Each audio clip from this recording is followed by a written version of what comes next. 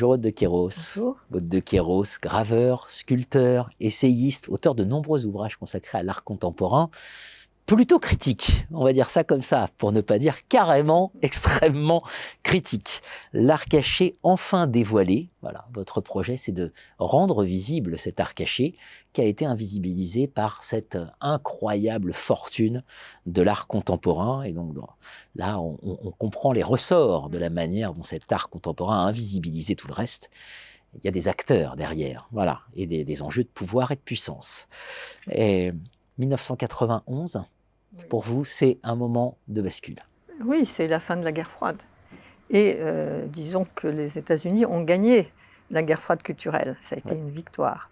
Ouais. Mais le monde change, ils deviennent hégémoniques. C'est eux qui dominent le monde. Le monde est ouvert, la Chine est là, elle s'ouvre. La Russie s'ouvre, tout le monde s'ouvre, on peut voyager partout. Ça n'était pas arrivé avant. Mais le changement demande un changement de logiciel. On parlait du logiciel 1.0 de l'époque bipolaire, on va parler de l'époque hégémonique 2.0. Oui. Voilà. Alors, si vous voulez, c'est les buts qui changent, évidemment. Maintenant, il faut créer un consensus mondial. Avant, c'était la conquête des intellectuels, des artistes et du monde occidental, avec Moscou et Paris. Là, c'est le monde entier. Donc, que faire ? Il faut tenir l'intelligentsia et les artistes du monde entier si on veut garder le pouvoir. Ça, les Américains l'ont compris. La guerre froide en a été la preuve.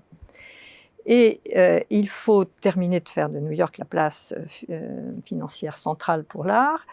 Et il faut faire des grandes foires commerciales qui sont déjà installées, les lieux de mondanité de toute cette nouvelle classe d'argent qui doit trouver un lieu de rencontre. Bien sûr. Ça va être ça. Donc, que faut-il changer donc ?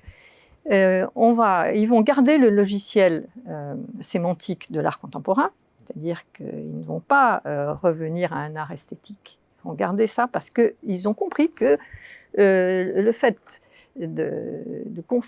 d'avoir le contrôle de la consécration, il faut absolument que l'artiste soit conceptuel, parce qu'il ne peut pas s'en sortir sans la légitimation institutionnelle et financière. Donc là, c'est un pouvoir qu'ils n'abandonneront jamais. Simplement, ils vont quand même changer un peu le contenu, c'est-à-dire que le software, l'idée, il faut l'adapter à la nouvelle situation. Il faut s'adresser au monde entier. Donc, il faut parler à toutes les cultures. Voilà. Donc, ils vont accentuer le côté pop qui faisait partie, n'est-ce pas, de ce mariage incestueux entre pop et concept. Et là, ils vont mettre le paquet sur le pop, d'ailleurs qui est clos à New York d'une façon formidable dans les années 80. Et ils vont en garder le côté conceptuel pour garder aussi la soumission des intellectuels et les faire manger, leur demander des livres, des articles. On va les inviter à toutes ces foires, ils seront là. Il faut les honorer. Ils vont aussi augmenter tout ce qui est, n'est-ce pas, récompense fiscale et moyens de circulation monétaire hors un peu des radars. Ça va être les ports francs, ça va être toute une façon de faciliter le commerce parce qu'ils vont sécuriser la financiarisation de l'art contemporain. Parce qu'il faut bien dire que 91... Ça qui est passionnant, ça devient un actif sans risque. Oui, ça devient un actif voilà. sans Ils veulent risque. en faire un actif sans risque parce que n'oubliez pas qu'en 91, il s'est passé l'effondrement du système soviétique, mais aussi l'effondrement du marché de la bourse qui est devenu mondial à ce moment-là et qui a entraîné le marché de l'art dans sa chute. Et là, il fallait trouver le moyen pour, disons, consacrer en réseau fermé, ce qu'ils n'avaient pas fait avant. Et là, c'est tout le travail de comment on fait une chaîne de consécration en réseau fermé. Et ça va être, je dirais, la conquête de ces, on peut dire, 20 années d'hégémonie, parce que ça n'a pas duré tellement plus que 20 ans. On va le voir.